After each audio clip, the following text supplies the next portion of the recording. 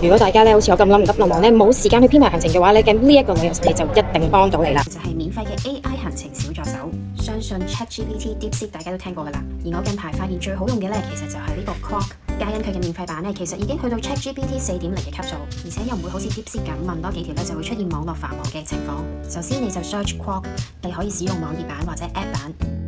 跟住你就可以俾個 prompt 一個指示佢。例如好似我今次去關西嘅旅行，我就寫咗究竟大概我邊個日子會去邊個地方，然後就叫佢根據以下嘅行程編排，大概每日2至3個景點，主要係睇櫻花為主。而佢唔需要3秒啦，已經出咗呢一個嘅行程表。而你見佢基本上啲景點嘅建議咧，都係一啲比較有名嘅遊客旅遊景點。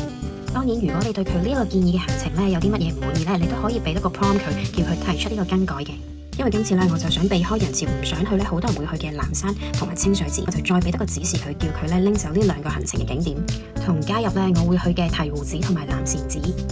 同埋你都可以叫佢咧 suggest 有乜嘢嘅餐廳。而我覺得佢最正嗰點咧，佢會根據你嘅行程嘅安排咧，去睇下你呢2個新加入嘅景點咧，應該係安排邊一日咧會比較順好。而佢最後就會生成一個咁樣嘅行程表俾你，就咁咧就可以好輕易咁樣幫你編排到你嘅旅行嘅行程。而且喺行程嘅景點與景點之間咧，佢亦都會建議翻你交通嘅安排。不過喺呢度咧，我就會建議大家都最好要自己再 fact check 多一次。所以咧都歡迎大家咧自己上去同佢玩下，發掘一下咧究竟咧佢可以點樣幫到你。